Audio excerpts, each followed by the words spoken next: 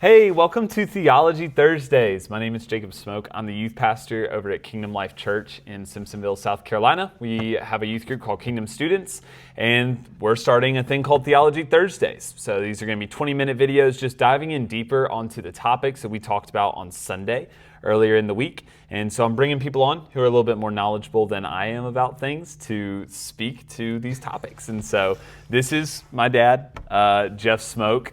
I know it's weird that I invited my dad, but I invited him because he's also a pastor over in Pendleton, South Carolina, and he's a complete Bible nerd and gets into all the stuff that other people don't care much about, but he does, and that's really useful right now. So he's learned a lot about honor and shame, and that's a lot of what we're going to be talking about today.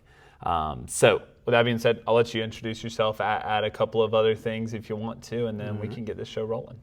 All right, so I appreciate being here. And so I am a Bible nerd completely. And so I wasn't always that way. I grew up in a little town called Aiken, South Carolina. And one of the things about when I was coming through, I made a decision for Christ when I was 11-ish, almost 12. And through middle school and high school, I wasn't really well discipled. So I didn't know what it meant to live with and for Christ. Plus, and this kind of fits into the honor-shame issue, I was kind of in a bubble, a cultural bubble of my own, where, I didn't know a lot of cultural difference. And so my stepmom did try to help bridge some of that, but, first off, I didn't know what it was like to live in the culture of the kingdom of God. And I didn't know what it was like to live outside of the basically suburban white culture of Aiken, South Carolina. Right? Yeah, so, right. I was pretty limited. It was kind of amazing when I went out of the country for the first time and was actually in Israel. And when you go outside of your culture, you figure out real quick, you're actually the one that's different. And not everybody else is different. And so that was an eye-opening experience. But prior to going to Israel, one of the things the Lord did with me is He'd already called me to ministry, and I was in seminary. And one of the neat things was studying about honor and shame and biblical backgrounds and the cultural difference. And so it was a great thing to read about in a textbook and then go see, because it still is that way in the Middle East. Yeah. So the honor-shame issues are still there. Yeah. So it's kind of neat. I'm excited to get into that. So, but like I said, this past Sunday, we were talking about the book of James. We were talking about James chapter 1, verses 19 through 27, being doers, not just hearers of the word. But we really focused in on this verse 27 that says that pure, undefiled religion before God is this, to care for the orphans and widows in their affliction and to remain unstained from the world. And so we really focused in on that. That's what we talked about the bulk of the time. And so we wanted to take this Theology Thursday to zoom in on overlooked people and what that was like in the first century when the Bible was written. Who were the overlooked people? Why were they overlooked? And hopefully that's going to help us understand this better today. So to kick it off, first century people in the Bible, what kind of people would have been overlooked in their time? We know orphans and widows from the James passage, but who all would have been overlooked back then? Right, so orphans and widows definitely, but you think about the poor. Yeah. And one thing that's important about the orphans and widows is think about that, those are children and women, right? So children and women were very often overlooked, even if they weren't orphans and widows. And then slaves. And it depends on which historian you go to, but it could be as much as 70% of the Roman Empire their citizenship was slavery.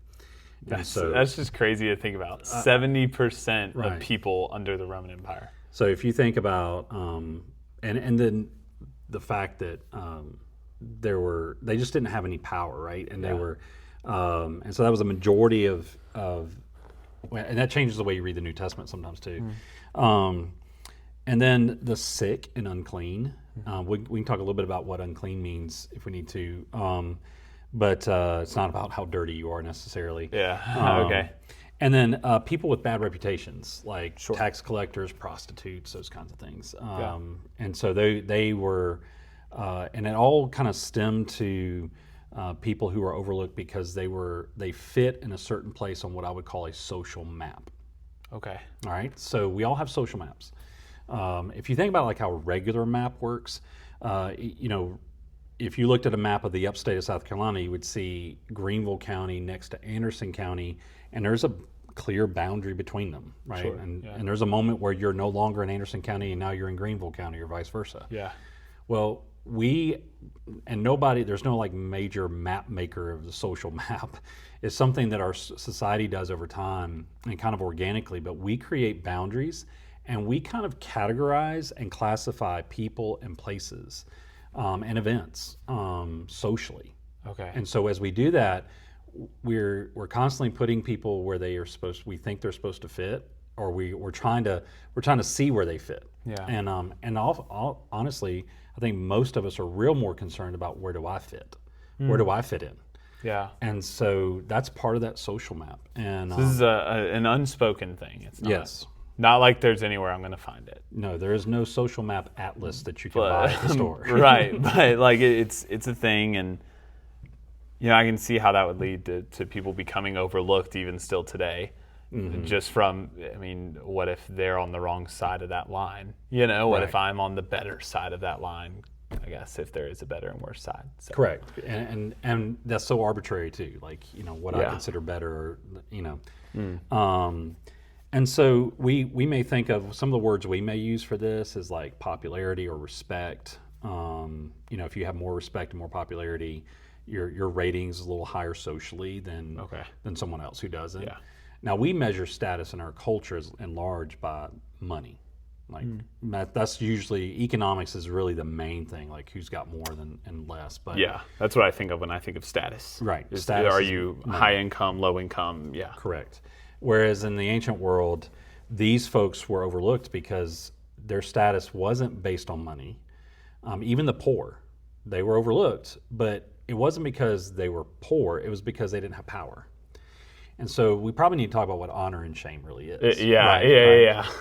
And so, so honor is when you claim a certain level of respect, and the "and" is important. Your social group affirms it. Okay. All right. So I'm claiming to be at this level, and my group says, "Yep." Like social status. Social status, honor. Yeah.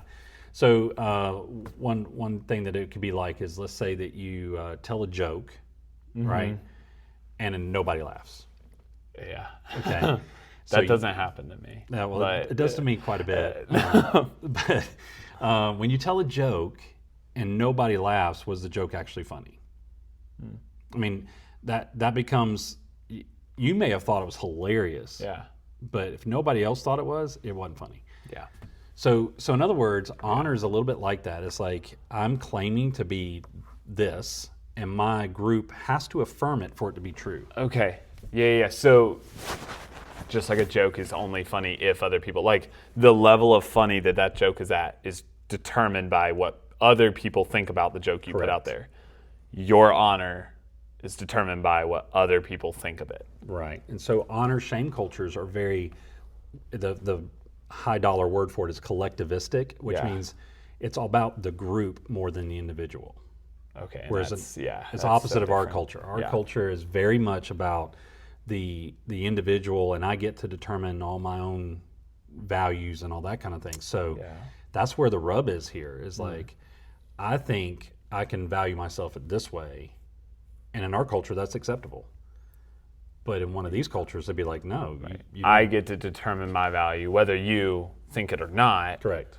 Is kind of how our culture operates. Right. But yeah, it's very different than them. And now we do have aspects of this, right? Okay. I mean, think about like, and I think in students especially are probably more locked in on this than adults sometimes. Okay. In our culture, students can be aware of the social pressure, right?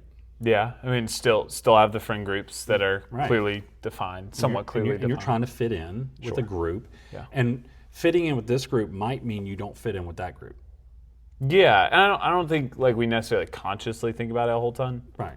But there is a level of, it would be weird to go hang out with this group and then that group right at the same time. Yeah. And I will tell you, when I was in school, it was way worse. Like I think there is a little bit more acceptance now, in general. Yeah. But like when I was in high school, if you're a jock and then you go hang out with like the goths, we didn't call them that then, but I think there'd be emos now or whatever. Okay. But there were these groups, so like people had kind of their own style, right? Yeah. If you're a jock, your buddies on your team might make fun of you for hanging out with a girl that you Just like for over here. hanging out Yeah. with them. So that social pressure was a big deal in high school. Okay. It's gotten different now. Yeah. But so there are some aspects of this that our culture does have. Okay. Do you think the reason that our culture is now a little more accepting than it was? What do you think that's a result of? So it's a mixture, I think, of good and bad. Like there's, in some sense, I think because our culture wants to embrace the individualism so much, and it's really embracing relativism, which is another fancy word that means you get to define your own truth. Mm-hmm. And then you think about how people get very upset if you say there's an actual truth somewhere, right? And sure. So if they are wrong, right, and you are right. Yeah. So part of that, your status is part of how you define yourself. Is part of our culture's leaning right now that anything can kind of be whatever you want it to be.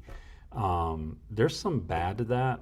There's some good to that. And then, sure. Okay. Because there are some negatives to your culture or your group trying to control you in a way that they shouldn't. Sure. It gives way to some sinful tendencies. It can. And so it is, what we're talking about is really the culture. And I think what's important here too, Jacob, is when we think about the first century culture, we're talking the culture, not the Bible. Right? So these norms of women and children, orphans and widows being overlooked, that was the way the culture worked and not the way the Bible talks about it, right? Yeah. So honor in their world was founded on two main ideas. What level of authority do you have? Okay. And your gender. Okay, so authority and gender. Right, so think about an orphan and a widow that y'all were studying. Yeah. Women, they had their own way of gaining honor, but it was embedded in their husband's honor. So they had to get their honor from their husband. Yeah. That's just so crazy. It would not fly today. Saying that would not fly in our culture right now. That's terrible. Yeah. And the other thing we need to be aware of is that the majority of the planet right now still operates in some form of this. The Western culture is the weird one. Okay? Yeah. All right. So if you go to most countries around the world, you'll find an honor system of some sort. That's the most popular cultural orientation that there is. Yeah, I think I mentioned it to you earlier. I think of like honor, shame, like Mulan. Like I think of that movie, like bringing your family honor, but I kind of thought it was just like a niche thing. Like it's very easy to think it's a niche thing and not a cultural. You'll find it in Asia and Africa, South America, and so every other continent but Europe. Well, some parts of Europe. So there's still honor and shame in Italy. Okay. And then when you get in the Middle East, it's still highly honor shame. Right. Yeah. And so, there's this is where these women had to find their honor in their husbands. So if you're a widow, you have no husband. Gotcha. So where do you get your honor from? Okay. There's no source in that culture. Right. Yeah. And today even I have a video from Tanzania where there is a woman who became the first Christian in her village, but she was a widow and she had no honor in her village. And today, like this is a mission trip you went on. Well, it wasn't one I went on, but it was our partners. They planted a church in this village, and she talks about having she was thinking suicide. She was just she was losing. Like it's everything. Real to them. Yes, it's so real to them. And I'm thinking like in our culture, what can get you to that point is, well, it's really similar in a lot of. It really is kind of similar. It's you've been outcast from every group. You don't have a group. You don't have a community, and that can lead you to that point too. So we have aspects of it. Yeah. But so anyway, the idea is the idea here is that your authority and your gender would be part of what would determine your honor. So a child, and especially an orphan doesn't have a father. An orphan doesn't have their identity based in a male who holds the honor for the family. Okay. And so, and they have no authority. So whether the orphan's a boy or girl doesn't matter, they have no authority. So their honor is lower. Now, children were valued typically, especially among the Jews. Sure.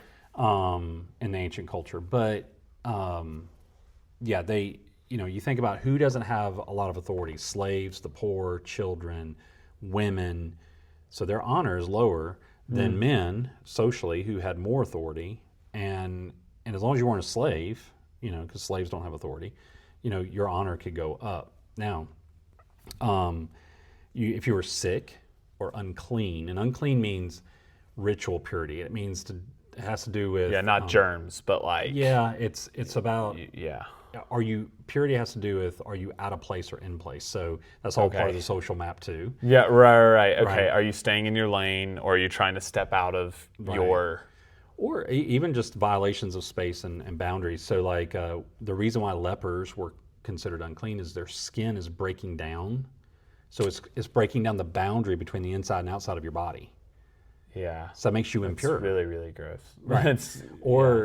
If you have, that's why the sacred space of the tabernacle is important. But there are even rankings in the ancient Israel about who is purest and who's not, and that affects their honor rating. Wow. Yeah. So it's a straight social class system. Very, very close social class system. Now, within that class system, you can actually have a lot of honor as a peasant, say.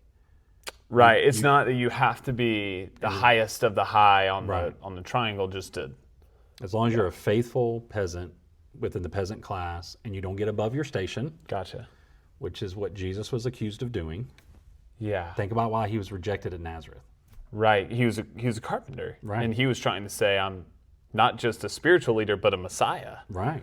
And that's why they took offense at him and wanted to throw him off a cliff. Yeah. I mean, Yeah. A carpenter saying he's a king is unheard of. And I think, too, that's the other thing. I mean, in honor shame cultures, they can become violent to defend honor. Because it's that important to them. It is.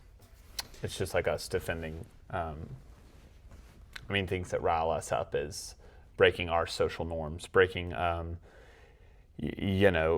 you talked about acceptance earlier. If you are unaccepting of other people, it can get so bad that there are violent outbursts. I mean, we have that in the news right now of violent outbursts of protesters because people are being unaccepting of others. All right, so orphans, widows, people who were in slavery, women, children, like all these people were like overlooked in their day. The common thread was lack of power, lack of authority, that kind of thing. But in our culture today, what are some people that you think are overlooked that you see that we don't give enough care to? I think there's some overlap. I think definitely the poor, right? Yeah. We can overlook the poor. And I think a difference between our culture and theirs in the ancient culture was that the elderly can be overlooked in our culture, where the elderly held a lot of honor in theirs. And so in an honor shame culture, the elderly hold a lot of honor. And part of it is, I think, in our culture, it convinces us that if someone's not able or beautiful, they're less valuable. Yeah. And I think it honestly and sadly convinces some of our elderly of that as well.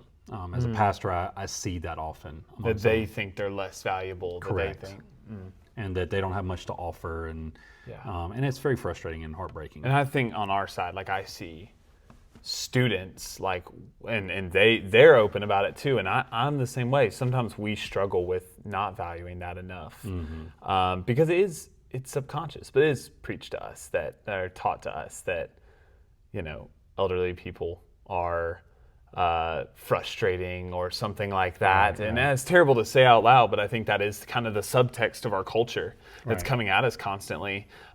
Feels more like an assignment to talk to somebody who's older than a pleasure, like it should. And there's so much for some. I mean, I'm not going to say all elderly people are necessarily wise, because we do actually have a lot of people in our culture who are not wise, right? They've lived their whole life outside of wisdom, but we do have people, especially in the church, who have biblical wisdom and experience to go with it, and that can be invaluable to the next generation. And I want to encourage the elderly to pour that out to the next generation, and care enough about students and anybody else to do that. It's sad that like elderly is like an offensive term too. Oh yeah. You know, like you can't call someone elderly. That's offensive. Whereas in Tanzania, I'm called an elderly pastor, and that's actually a sign of respect to me there. Wow. We're here, we're like, I'd love to call you elderly pastor, but it's not allowed. That's right. Because I did bring you into this world. But yeah, I think some other people that are overlooked often are we overlook people because of race and gender. Now, in our culture, it's not socially acceptable to do so, right? It's frowned upon to overlook someone or treat them differently because of their gender or their race. Sure. But it still happens, right? Yeah. In the ancient culture, there was actually no word for racism in the Mediterranean first century culture. Okay. Because that was norm. Like they didn't have to label it because it was just the way life worked. Like to them, it was just okay. Yeah. Like wow. You know, if you are a Jew, you exclude people who aren't Jewish, or if you're insane. You know, if you're a Macedonian, you exclude people who aren't. They were just okay with that. Yeah. But I mean that's also so crazy to think about how far we've kind of come, as much as there is still work to be done. Right. It is cool that we're at a point in life now where at least it's not okay. Like at least it's looked at as a bad thing. The fact that we actually have a word for it is important, right? That we can label what it is. And the fact that we don't have slavery here now is a good thing. And those are some of the effects that honestly took a long time to get, but that's some of the effects of the gospel, right? It can really change these things. Yeah. And so when we think it's about... sad that it took 2,000 years to see those effects. I know. It is really sad. But when you think about that, those who have a bad reputation, right? And you think about in someone who has really kind of messed up their life through sin or through whatever failures. Maybe it wasn't even sinful. It was just they had some failures or whatever. Their reputation can make it where they're overlooked and people don't take them seriously. Yeah. And so we really need to think through like how do we find ourselves on the social map here? Yeah. Right. And that's what all those things have to do with. So what do you think with all those overlooked people that you just talked about, whether it's overlooked because of race, overlooked because of gender, overlooked because of financial status or whatever it is, what do you think is holding back Christians? I think that we should have the same desires as Christ, and Christ obviously cares about these people. Yeah. So what do you think is holding us back from doing that? Well, I think letting our culture shape us more than Christ, right? And so out of fear and selfishness, we can not be willing to go to a person who's overlooked and treat them with that respect that God would call us to. And it can be sometimes like fear of what our group, I mean, this is where we can be similar to the ancient culture, like fear of like maybe what our friends might think if we start hanging out with this other person that's not kind of accepted in our group. And then what's my social clout, right? Like fear of if I associate with this, does it lower or raise my social clout, right? Yeah. You know, that kind of thing. So we do have some aspects of it.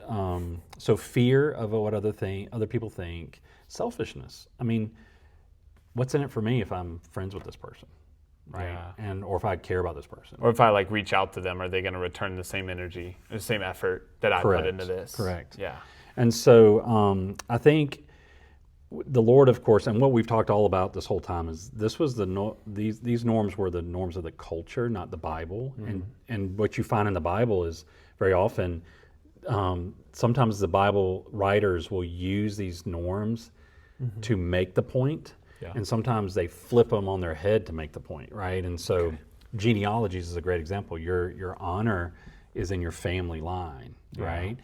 Well, sometimes Jesus would say, well, you know, sometimes your family line was important to the point, and sometimes Jesus would say, no, you have to deny yourself, which means denying your family line to be a part of the God's family. Yeah.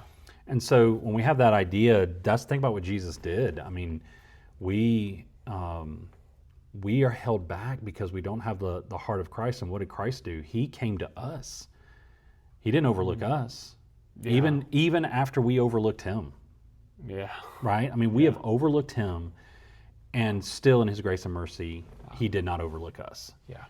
And so we forget that that's the heart we're supposed to have. We think about what Philippians 2 says about Christ, that he, even though he was God in the flesh, right? Yeah. That he lowered himself, taking on the form of the likeness of men, taking on the form of a servant, of a slave who has no authority, right? No honor. He lowered his honor and he became obedient to the point of death. He humbled himself so much that he became obedient to the point of death on our behalf. That's how much he did not want to overlook us. Yeah. So if we had the heart of Christ, and when we think of those who are overlooked around us, doing for them what Christ did for us. Yeah, absolutely. I mean, if Christ had waited on me to pull my act together, if Christ had waited on me to become tolerable, it just never would have happened, And I think it's such a huge problem amongst students, but everybody, me included. It's so easy for us to just think that person's annoying, that they get on my nerves. I don't want to deal with them, right? But Christ still dealt with me in all of my imperfection, and not just annoyance, but like rebellion and hatred for him. Right. He still cared for me. How dare I? Not care over somebody else because they annoy me. Yeah, and Jesus was the only one who had the right to overlook us, and he still did. Yeah. Like, he's the only one who, being a just God, absolutely, he could overlook us if he wanted to, but he chose not to. It's an amazing reality we should never grow used to. Yeah. And there's so many people around us who are overlooked and they need care. Absolutely. And we can meet that. So, well, I really appreciate this. I really appreciate you being on here. Guys, I really appreciate you guys for watching. Again, we're Kingdom students in Simpsonville, South Carolina. You can follow us on YouTube here, or social medias, Instagram, TikTok. I think it's Kingdom_students, and then TikTok is Kingdom.students. So feel free to give us a follow. We put out content like this. We're going to put up some reels of this, and we also put out just some fun little videos here and there. So be sure to follow us, and we'll see you next week.